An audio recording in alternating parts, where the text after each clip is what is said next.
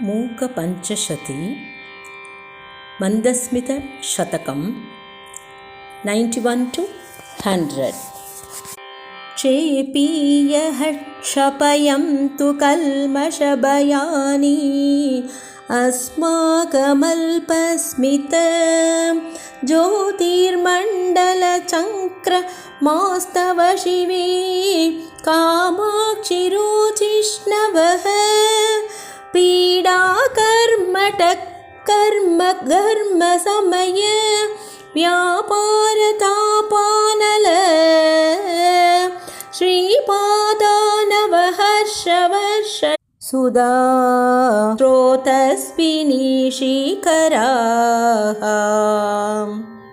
श्रीकामाक्षी तव स्मितैन्दवमहः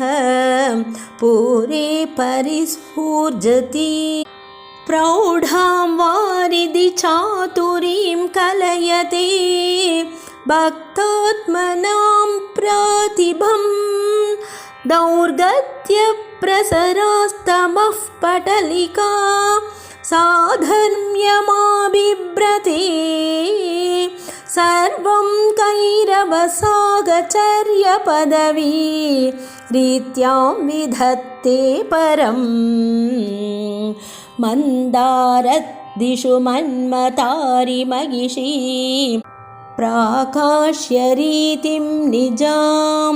कादाचित् कथया विशङ्ख्य बहुसगं वैषद्यमुद्रा पुनः श्रीकामाक्षि तदीयसङ्गमकला मन्दीभवत्कौतुकः सातत्येन तव स्मिते वितनुते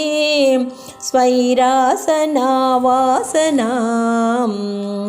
इन्धाने भववीतिहोत्र निवगे कर्मौघ चण्डानिलं प्रौढिं न बहुलीकृते नियतितं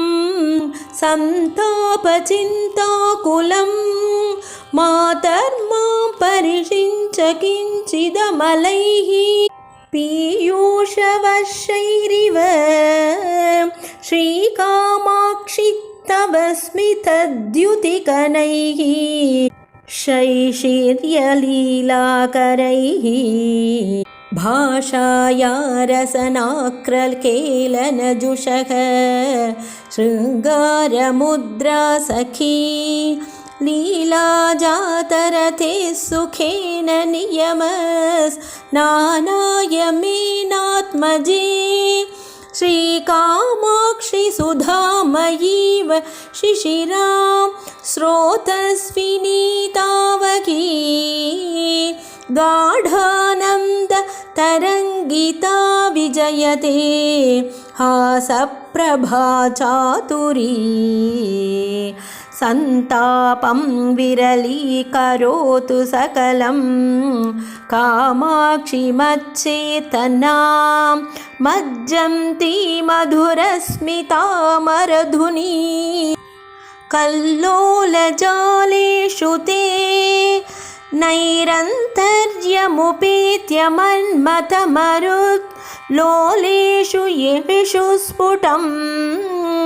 प्रेमेन्दुः प्रतिबिम्बितो वितनुते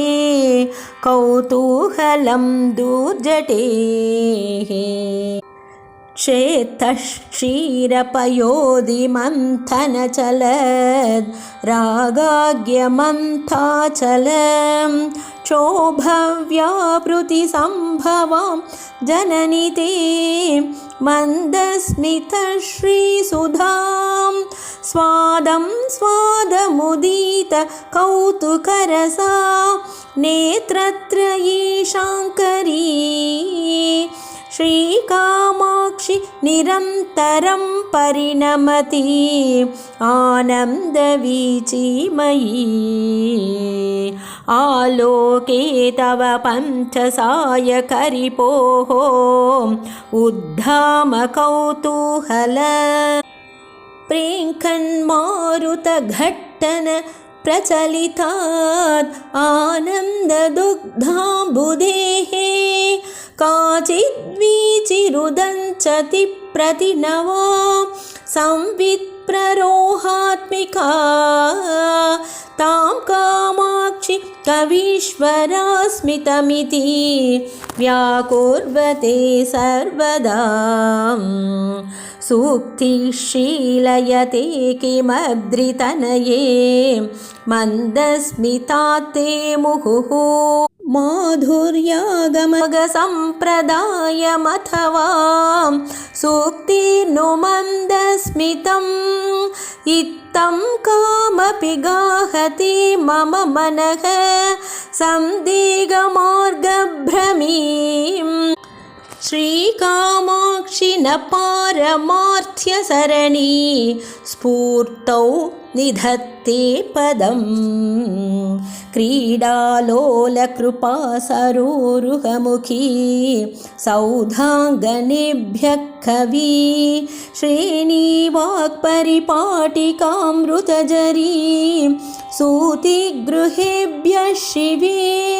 निर्वाणाकुरसार्वभौमपदवी सिंहासनेभ्यस्तव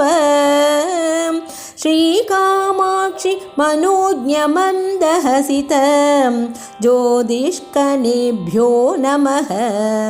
आर्यामेव विभावयन् मनसि यः पादारविन्दं पुरः पश्यन्नारभते स्तुतिं स नियतं लब्ध्वा कटाक्षच्छविं कामाक्ष्या मृदुलस्मितां शुलहरी ज्योत्स्नावयस्यान्विताम् आरोहत्यपवर्गसौधवलभीम् आनन्दवीचिमयीम् शुभम्।